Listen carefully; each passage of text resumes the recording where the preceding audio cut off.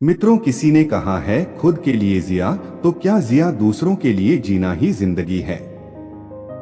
मित्रों, अगर भगवान ने हमें दूसरों से बेहतर जिंदगी दी है तो हमें उसका फायदा नहीं उठाना चाहिए और हो सके तो जरूरतमंदों की जिंदगी में भी सुधार करने की कोशिश करनी चाहिए। दोस्तों, हर एक आदमी यही चाहता है हमारे बूढ़े माता पिता और बच्चे कभी भूखा ना रहे, उन्हें भरपेट भोजन मिले ताकि खाली पेट रात गुजारना न पड़े। चलो जानते हैं गौतम बुद्ध की कहानी के माध्यम से। इस कहानी से एक अच्छी सीख मिलेगी। यह सीख आपके जीवन में काम आएगी और आने वाला समय बेहतर बना देगी। एक गांव में एक बड़ा ही धनवान जमींदार था। जैसे कि ज्यादातर पैसे वालों को घमंड होता है, इसी धनवान जमींदार को भी अपने पैसों का घमंड था। वह जिस गांव में रहता था वहां पर ज्यादातर लोग किसान थे। उन सभी किसानों के पास जितनी जमीन थी उससे कई गुना ज्यादा जमीन उस जमींदार के पास थी। कई गरीब किसान तो उसके लिए उसके खेतों में काम करते थे।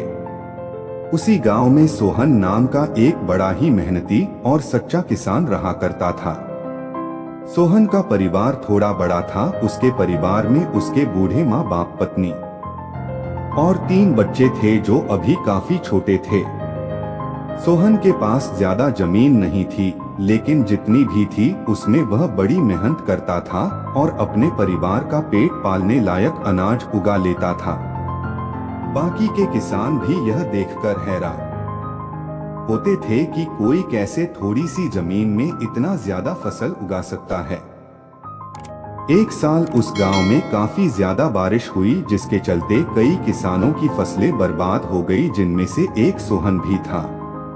अब सोहन धर्म संकट में पड़ गया, क्योंकि उसके परिवार में उसके अलावा कोई और कमाने वाला नहीं था और अपने परिवार को भूखा मरते हुए वो देख नहीं सकता था।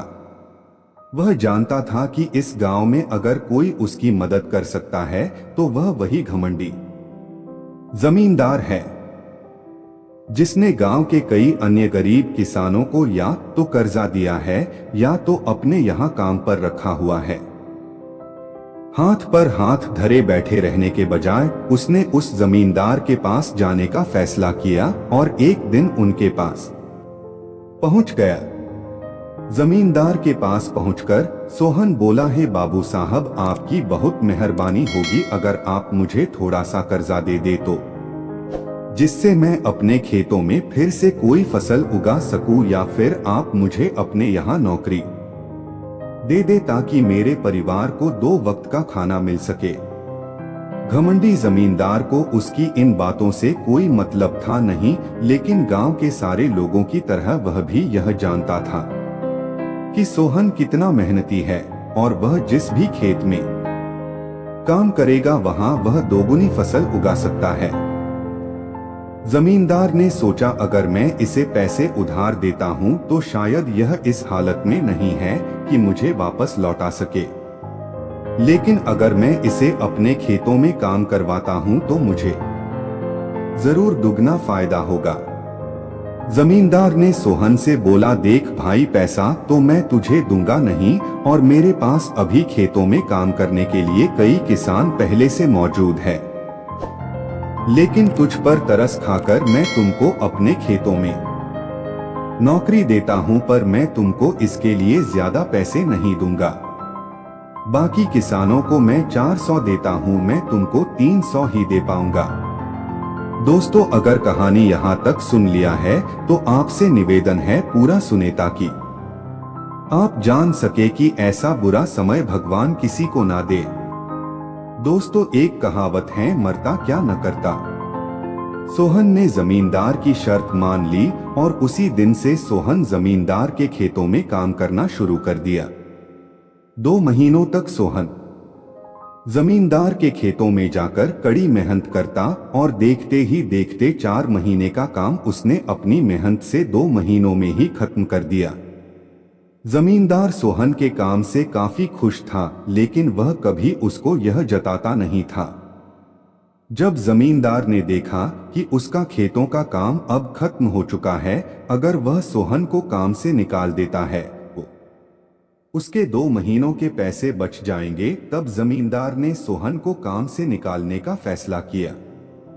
एक बार जमींदार को ये विचार भी आया कि इतना मेहनती आदमी शायद उसे दोबारा ना मिले, लेकिन फिर उसने सोचा कि जब अगले साल काम आएगा तब उसे फिर से नौकरी पर रख लेगा।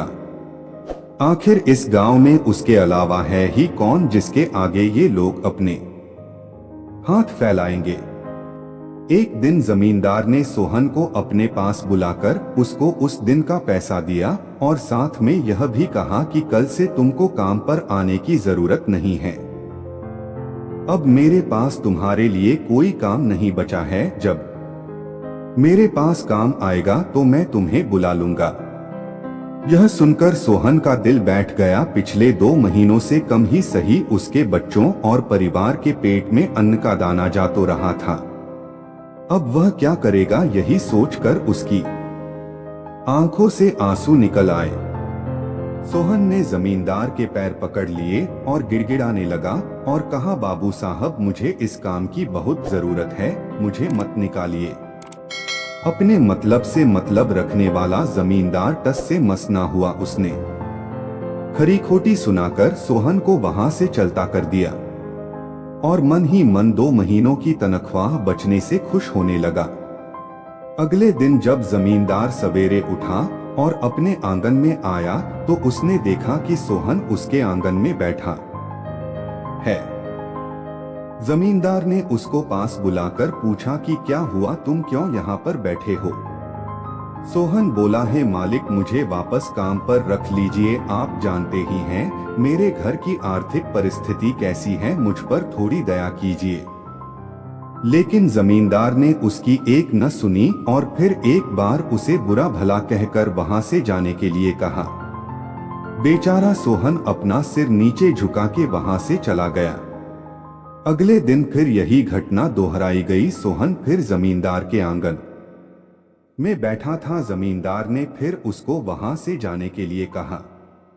यही घटना अगले कई दिनों तक चलती रही। अब तो सोहन जमींदार के हटाने पर भी वहां से नहीं जाता था और वहीं पर बैठा रहता था। एक बार जमींदार ने उससे पूछ लिया, तुम कैसे आदमी हो, मैं तुम्हारा इतना अपमान करता हूँ लेकिन तुम्हें कोई फर्क ही नहीं पड़ता। तब सोहन ने जमींदार से कहा, बुरा तो बहुत लगता है साहब, लेकिन जब घर जाता हूँ और भूख से बिलखते अपने माँ बाप और बच्चों को देखता हूँ तब यह अपमान मुझे कुछ भी नहीं लगता। इतना सब कुछ होने के बाद भी जमींदार का दिल जैसे पत्थर का बना हुआ था। उसने सोहन को अभी तक काम पर नहीं रखा और ना ही उसका ऐसा करने का कोई इरादा था। एक दिन जमींदार ने सोचा कि कुछ दिनों के लिए किसी रिश्तेदार के यहाँ चला जाता हूँ ताकि सोहन से पीछा छुड़ा सकूं। अगले दिन सोहन के आने से पहले ही जमींदार अपने परिवार को लेकर अपने रिश्तेदार के यहाँ चला गया और वहां पर 8 दिनों तक रहने के बाद फिर अपने गांव अपने घर वापस लौटा। घर लौटते ही जमींदार ने आसपास हर जगह नजर दौड़ाई तो पाया कि वहां पर अब सोहन नहीं था। जमींदार ने सोचा, मेरी तरकीब काम कर गई लगता है, सोहन से अब पीछा छूट गया है। लेकिन सोहन का विचार अभी भी जमींदार के मन में था। जमींदार सोच रहा था, सोहन इतनी जल्दी हार मानने वाला आदमी तो नहीं दिखता है। उसके साथ क्या हुआ होगा, क्या उसे कहीं कोई और काम मिल गया होगा या फिर और कुछ। इन विचारों ने जमींदार को बेचैन कर दिया और आखिरकार जमींदार को सोहन की खबर लेने के लिए गांव में जाना पड़ा। जमींदार को सोहन का पता नहीं मालूम था, इसलिए पास पड़ोस के अन्य किसानों से पूछने पर पता चला कि सोहन घायल हो चुका है और अपने घर पर आराम कर रहा है। जमींदार ने जब उसके घायल होने का कारण लोगों से पूछा तो जमींदार को पता चला कि जब वह अपना घर छोड़कर किसी रिश्तेदार के घर गया था तब बंद घर देखकर कुछ चोर उसके यहाँ चोरी करने आए थे, जिनको रोकने की कोशिश करते हुए हाथापाई में सोहन चोटिल हो गया था। यह सब जानने के बाद जमींदार का पत्थर दिल भी अब मोम की तरह पिघल गया। जमींदार को अपने किए पर पछतावा होने लगा। जमींदार ने अपने आप को याद दिलाया कि कैसे उसने एक शरीफ और सच्चे आदमी को ज्यादा काम करवा कर भी उसको पूरा पैसा नहीं दिया, और जिसको गले से लगाना चाहिए था उसे ठोकर मार कर भगाता रहा।